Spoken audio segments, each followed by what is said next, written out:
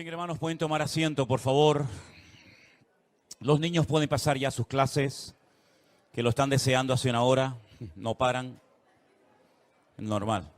Los niños van a estar ahora atendidos en las clases, tenemos diferentes salones, diferentes lugares donde los niños van a ser atendidos por su correspondiente edad. Y gracias al Señor por todas las maestras, las hermanas que muchas veces se pierden las reuniones, ¿sabes? Para que tú como padre y como madre estés tranquilo ahora ahí en la sala. Hay personas que están cuidando a los niños, pero no solamente cuidándolos, sino enseñándoles la Biblia, enseñándoles la palabra, principios, ¿vale?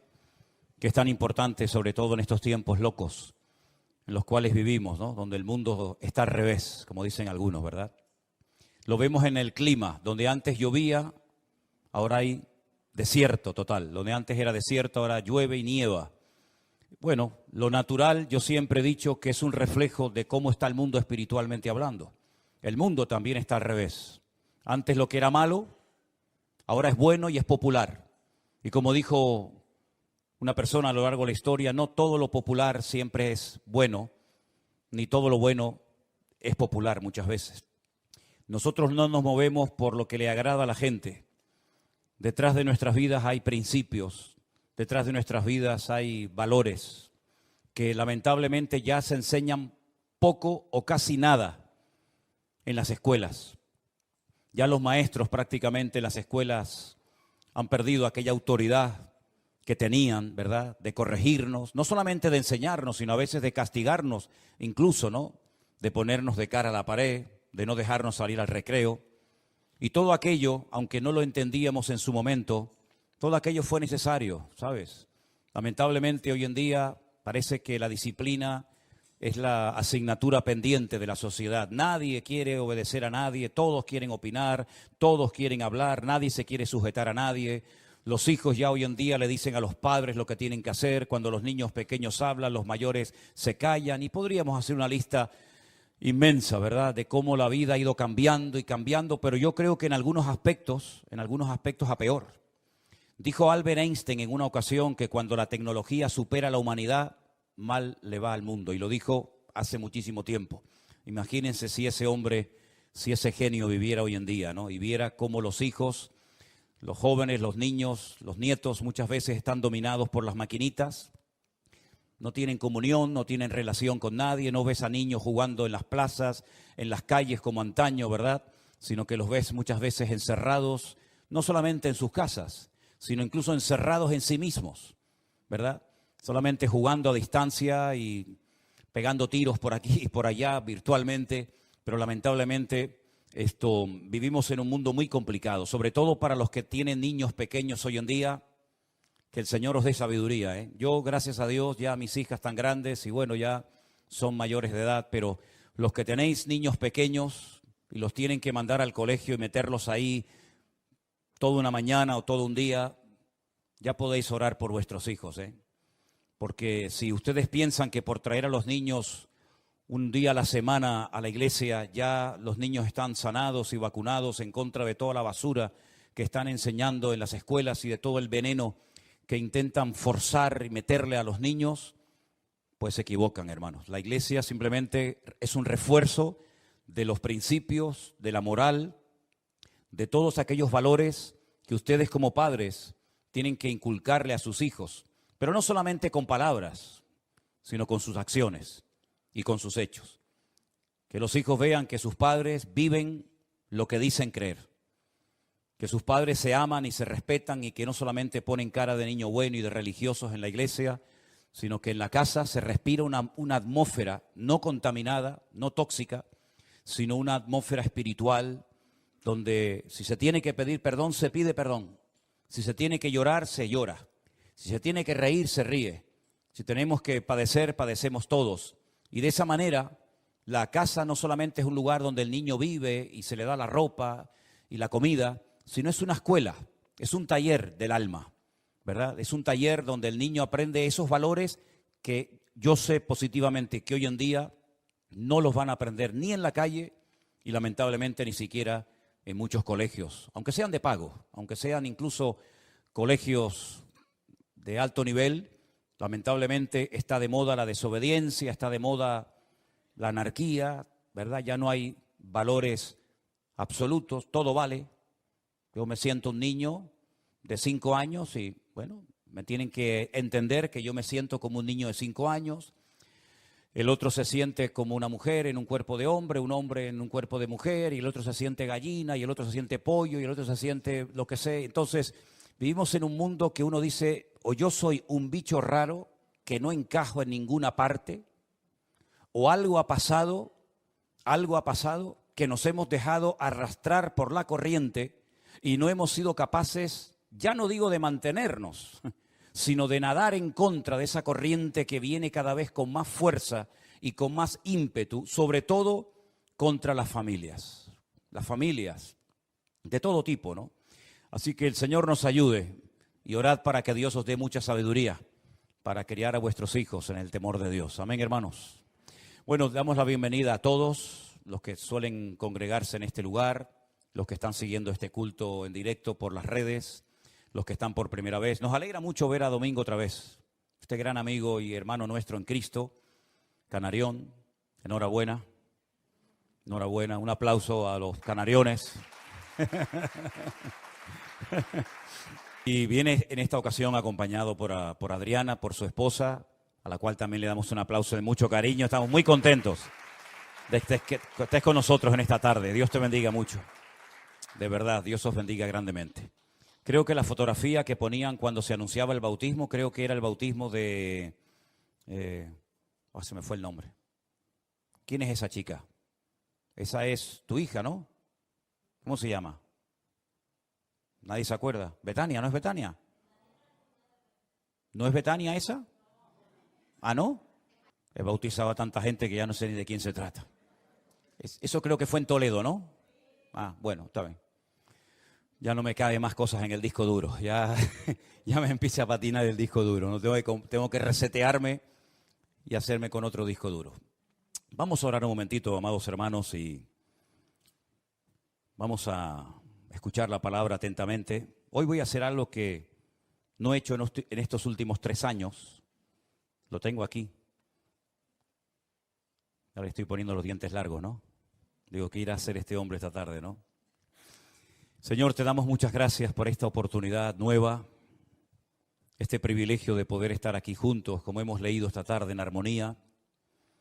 Te pedimos, Señor, que todo lo que oigamos y aprendamos en el día de hoy sea de bendición para nuestras vidas y que tú nos ayudes a madurar, a crecer, a desarrollarnos bíblicamente para poder hacer las cosas en la vida, como dice tu palabra, Señor, decentemente y con orden, sin cometer errores, sin tropezar y caer constantemente para aprender algo, sino que hagamos caso y prestemos atención a la palabra que tú nos has regalado, Señor, tu Santa Biblia. En el nombre bendito de Jesús. Amén y amén. Durante los días del confinamiento, en marzo del 2020, parece mentira, ¿no?, que ya haya pasado 3 años y parece que fue ayer, comenzamos a recibir muchísimas llamadas y correos de todas partes del mundo, haciendo todo tipo de preguntas y comentarios y preguntándonos muchas cosas de la Biblia. Pero en aquellos días, sobre todo en aquellos días, aunque todavía de vez en cuando hay alguna persona que va en esta línea, pero sobre todo en aquellos días se ponía en contacto con nosotros mucha gente que según nos contaban, estaban en un lugar donde no se estaba enseñando lo que se llama la sana doctrina, una palabra bíblica cristocéntrica, pero ahí estaban, lo estaban pasando mal, sabían que no se estaban haciendo las cosas decentemente y con orden, pero ahí estaban, sufriendo, llorando, pasándolo mal. Y nos contaban de Perú, de México, de Argentina, de Estados Unidos, de todas partes del mundo. La gente nos decía, en mi iglesia se está enseñando esto, se está practicando esto otro. ¿Usted qué opina? ¿Qué dice la Biblia? En fin, fueron unos días de verdad muy intensos, tratando de ayudar a tanta gente confundida, que andaba en la ignorancia a pesar de que eran cristianos de años, Y en aquellos días me dio por escribir cosas. Yo comenzaba, me venían pensamientos y escribía y escribía. No suelo hacer eso, generalmente lo recuerdo, pero en aquellos días comencé a escribir. Y estos apuntes que yo tomé, que hoy los pasé a máquina, estaban con mi letra arameo hebraica, ¿no? Que a veces no la sé ni leer yo. La pasé bien escrita hoy a máquina, digamos, con el ordenador. Y estas cosas yo las escribí en marzo del 2020, en pleno confinamiento. ¿Por qué no salen algunas personas de lugares donde no están siendo ministrados sanamente, correctamente? Y yo decía, tu punto número 1, el miedo, por miedo. El miedo condiciona nuestra conducta y sin lugar a dudas nos impide tomar sabias decisiones. En aquellos días se ponían en contacto conmigo personas que se quejaban, que lo estaban pasando mal, pero que no se atrevían a salir de ese lugar donde estaban siendo mal adoctrinados. ¿Creen esas personas o alguien les ha hecho creer que si se van, todo les va a ir mal? Porque les han metido en la cabeza que no hay más allá de su iglesia local o de su denominación o del ambiente religioso en el que se han criado. Les han dicho que todos están equivocados menos ellos y que si se van serán unos rebeldes que no quieren someterse y por eso se van. Y yo puse entre paréntesis, esclavos, marionetas, lavado de cerebro, porque eran cosas que yo reflexionaba en aquellos días, escuchando a aquella gente que nos llamaba y nos escribía y nos contaban sus tragedias personales. También hay gente que están muy cómodos a pesar de que lo están pasando mal. Tienen un cargo, un puesto que les da una seguridad, pongo esto entre comillas, ¿verdad?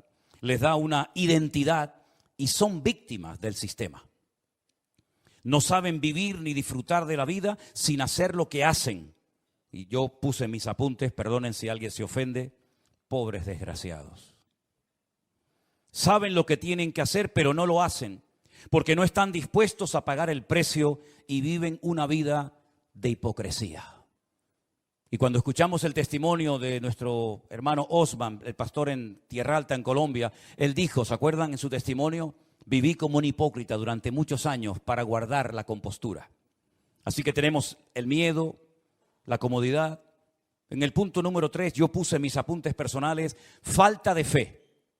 Personas que dependen económicamente de lo que les dan y no saben o no quieren vivir de otra manera. Son los asalariados del siglo XXI, dependientes de los hombres y no de Dios.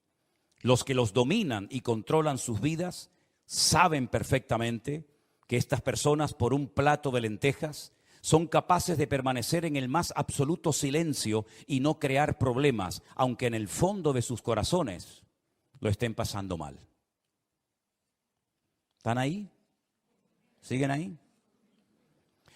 Así que hay muchos motivos por los cuales muchos no rompen con el patrón establecido, con lo que llaman cultura, sometimiento, como se dice hoy en día, con lo políticamente correcto.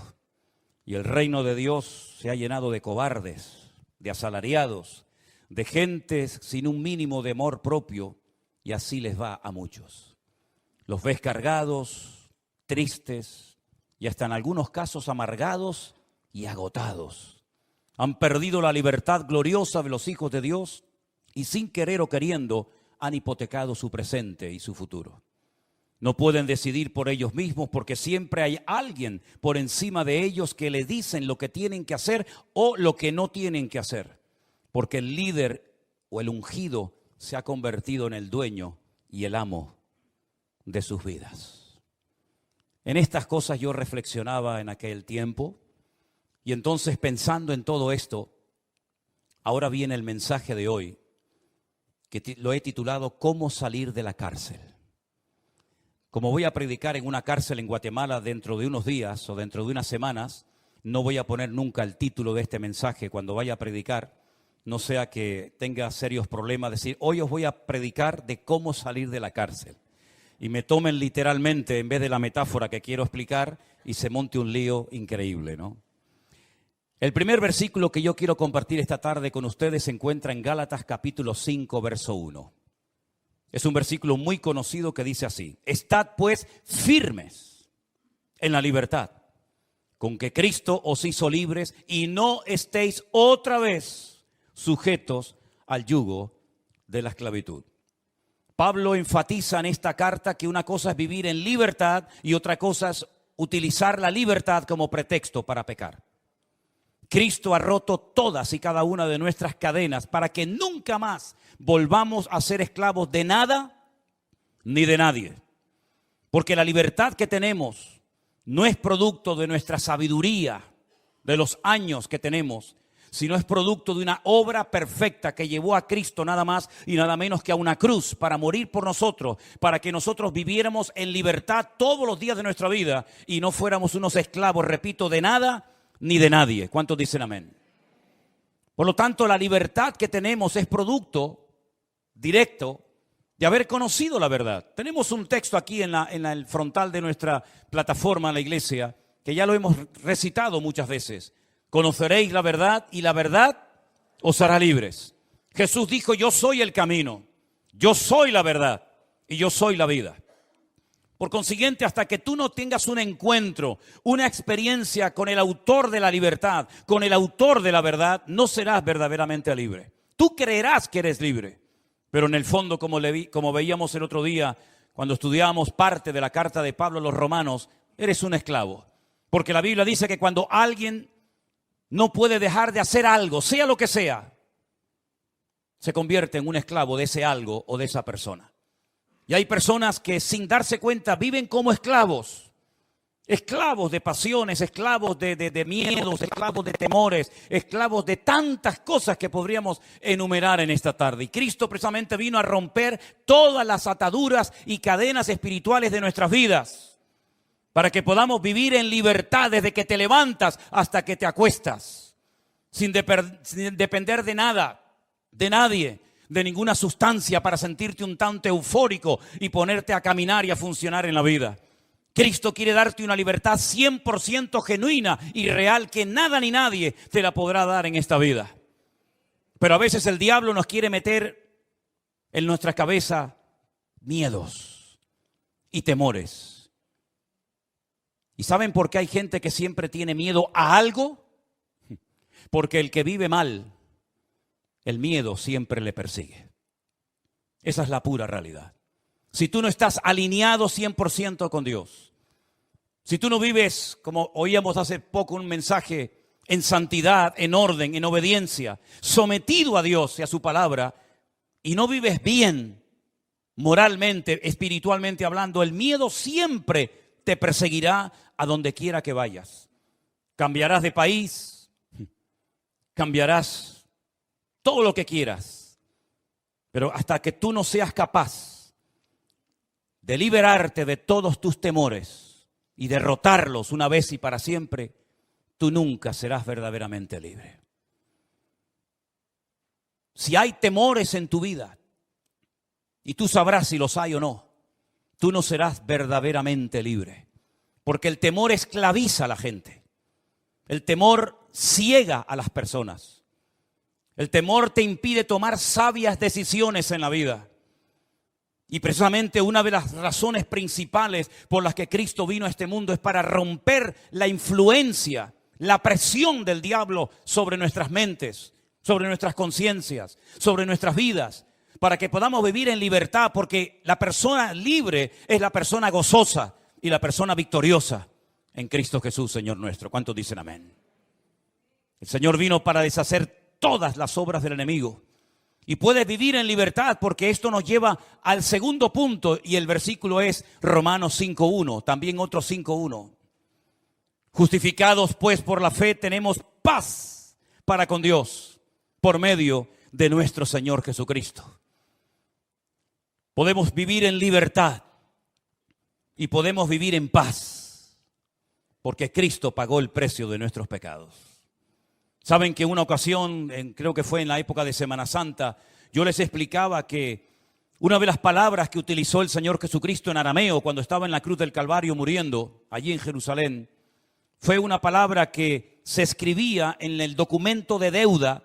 Cuando una persona terminaba de cumplir su condena bajo el Imperio Romano, se le daba un documento, se llamaba el certificado de deuda.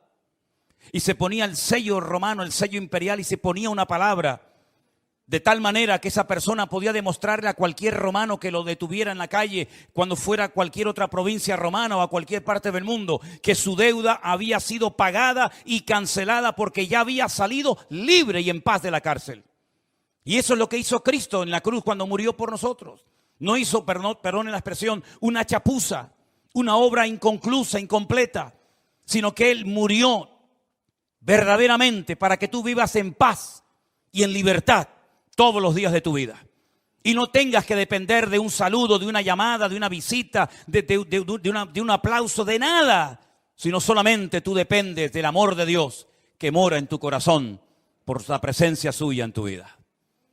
Hermanos queridos, qué privilegio tan grande saber que ninguna condenación hay para los que estamos en Cristo Jesús. Los que no andamos conforme a la carne, sino conforme al Espíritu. Es importante que tú luches con tus temores, con tus traumas y con tus complejos, porque hasta que tú, repito, no venzas todo lo que a título personal te ha dominado y condicionado durante toda tu vida, tú no serás una persona de paz, tú no serás una persona de libertad, sino serás un esclavo más del sistema, un esclavo más de algo o de alguien que no terminas de superar. Pero ¿saben lo que he descubierto a lo largo de mi vida? Si he aprendido algo, es que para cambiar, uno tiene que desear cambiar. ¿Lo entendiste? Se puede cambiar, claro que se puede cambiar, no te quepa la menor duda. Pero no se puede cambiar si tú no quieres cambiar. Y hay personas que en el fondo no quieren cambiar. Hay personas que en el fondo aman y están atrapados y agarrados a ese vicio, o llámalo como quieras. Y saben que pueden vencerlo, porque saben que otras personas lo han logrado y lo han conseguido. Pero en el fondo no quieres y te agarras. Y sabes que puedes cambiar. Y sabes que si Dios está contigo, ¿quién contra ti? Pero en el fondo de tu corazón tu voluntad te domina. No la has rendido, no la has sometido a la voluntad de Cristo. Y por lo tanto eres un esclavo de ti mismo. Que es la peor esclavitud que existe. Porque es la que menos se da cuenta la gente que posee. La esclavitud de uno mismo. La Biblia dice que podemos vivir en libertad. La Biblia dice que podemos vivir en paz. Y algo muy importante para poder vivir una vida cristiana victoriosa es alimentar sanamente nuestra fe. Que nada ni nadie la envenene. Y por eso quiero llevarles a un pasaje muy bonito que aparece en el Evangelio de Marcos. En el Evangelio según San Marcos, en el capítulo 11. El Señor Jesucristo había hecho un milagro con un árbol, con una higuera. Y los discípulos se quedan asombrados cuando ven que la higuera se ha secado de arriba abajo. Y entonces el Señor se les queda mirando y aprovecha la ocasión para decirles: tened fe en Dios. Marcos 11, 22. Tened fe en Dios. Porque de cierto os digo que cualquiera que dijere a este monte, quítate y échate en el mar, y no dudare en su corazón, sino que creyere, será hecho lo que dice, y lo que diga le será hecho. Por tanto, os digo que todo lo que pidiereis en oración, creed que lo recibiréis y os vendrá. Y cuando estéis orando, escucha bien esto, cuando estés orando, perdonad. Perdonad. Si tenéis algo contra alguno, para que también vuestro Padre Celestial que está en los cielos os perdone a vosotros vuestras ofensas. Porque si no perdonáis, tampoco vuestro Padre que está en los cielos os perdonará vuestras ofensas. Hay una asociación entre el perdón y la oración, ¿verdad? Y uno dice, ¿qué tiene que ver el perdonar para poder orar con libertad ante Dios? Hombre, ¿cómo se te puede ocurrir orar sabiendo que no hablas con esta hermana hace años? ¿Cómo te atreves a orar y pedir que Dios te use y te bendiga cuando esquivas el encontrarte con esta persona en el pasillo de la iglesia o en la calle o en el supermercado o en el colegio o a donde vayas? ¿Qué cristianismo te estás inventando tú? ¿Crees que así funciona esto? Te equivocas. Esto no funciona así. Aquí hay reglas fijas, reglas que no varían con el paso del tiempo, reglas que tuvieron que oír y practicar todas las generaciones de hermanos que nos han precedido en el pasado. Si estás orando y te acuerdas que tienes algo contra alguien, perdónalo. Porque si no lo haces, yo tampoco te voy a perdonar a ti. Es algo recíproco. Tú lo que haces es lo que vas a recibir. ¿Qué es lo que cosechamos en la vida? Lo que hemos sembrado. Y el que siembra generosamente, generosamente cosechará.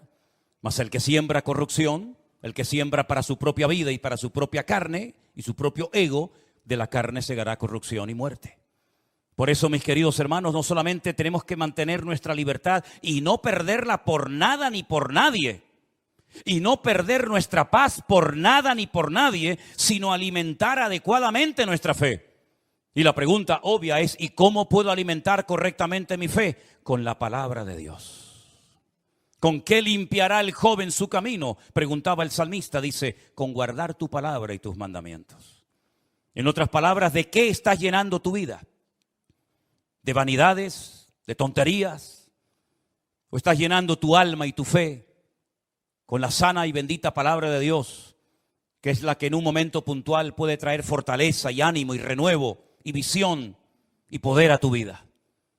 Así que si quieres mantenerte en la libertad que Dios te ha dado gratuitamente, y si quieres mantener la paz, sin lugar a dudas vas a tener que comer sanamente para poder tener salud espiritual y mental en tu vida. Porque hay tantas personas últimamente que están mal de la cabeza, y sobre todo jóvenes. Porque hay tantas enfermedades raras y extrañas que parece que antes no existían. Bueno, vayan a Deuteronomio capítulo 28 y dice que la consecuencia del pecado muchas veces son enfermedades de todo tipo, incluso enfermedades que no existían en aquella época, que vendrían en los últimos tiempos como consecuencia de la rebeldía y del pecado y de la desobediencia del hombre. Y lo estamos viendo, todos los días lo estamos viendo. Así que, mis queridos hermanos, nosotros somos los responsables principales de nuestra salud espiritual, no el pastor, no la iglesia, no la sociedad. Yo soy el responsable de mi alimento espiritual, de mi fortaleza, de mi integridad, de mi moral, de mis principios, de todo. Yo soy el mayor responsable de mi propia vida, porque nadie se va a cuidar mejor que yo. Amén, hermanos. Así es que se puede cambiar, pero para cambiar uno tiene que querer cambiar y tienes que pelear por tu libertad. Y si alguien viene a robarte tu libertad, o si alguien viene a robarte tu paz, huye, porque huir no es de cobardes, sino de valientes. A veces es mejor una huida a tiempo, ¿verdad? A veces es mejor llevar la afrenta en la cara que la mancha en el alma. Por eso, mis queridos hermanos, qué importante es seleccionar nuestras amistades, los lugares donde vamos a pasar nuestro tiempo, el terreno donde vamos a sembrar de nuestros recursos y talentos y dones, si es que sabemos cuáles son. Qué importante es que nosotros vigilemos atentamente nuestra vida, porque lo más importante de la vida, sin lugar a dudas, es la vida misma. Y por eso, mis amados hermanos, no coma basura, no coma comida caducada. Coma la sana palabra de Dios, aliméntese de un ministerio que tenga fluidez en la palabra, que esté conectado con la fuente de agua viva y no con comida caducada que ya no hace beneficio, más bien daño al que la come. Creo que hay una actitud que nosotros tenemos que desarrollar y mantener todos los días de nuestra vida, y eso sí que es obligación de los padres, enseñarlo en el hogar. ¿Se acuerdan ustedes cuando hace años teníamos en la puerta de la iglesia una especie de tablón, una especie de lienzo blanco donde poníamos la palabra gracias en los distintos idiomas que conocíamos? ¿Cómo se dice gracias en inglés? ¿Y en árabe? Shukra. ¿Y en hebreo? Todah. ¿Y en francés? Merci. ¿Y en alemán? Danke. Apréndase esa palabra en todos los idiomas que pueda. Pero sobre todo practique la gratitud, porque la gratitud sana el alma herida. No hay nada mejor que ser agradecido con todo, con lo que tienes y con lo que no tienes. El dar gracias cada día a Dios por la vida, gracias por la ropa, gracias por la salud, gracias por el coche, gracias por la casa, gracias por todo. Hermano, eso es salud para tu alma. Eso trae vitalidad a tus huesos. Incluso saben que yo les enseñé en una ocasión, espero que lo recuerden, que hay milagros que se produjeron en el ministerio de Cristo cuando Él dio gracias al Padre. Y se lo recuerdo simplemente, la multiplicación de los panes y de los peces, ¿se acuerdan? Miles de personas hambrientas. Jesús le dijo, no los despida, no le digan a la gente que se vayan. ¿Por qué se tienen que ir la gente hambrienta? Dadle vosotros de comer.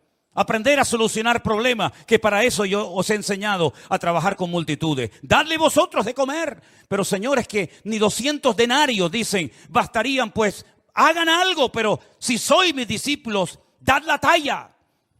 No le digan a la gente que se vaya. Aprendan a resolver problemas. Aprendan a trabajar bajo presión.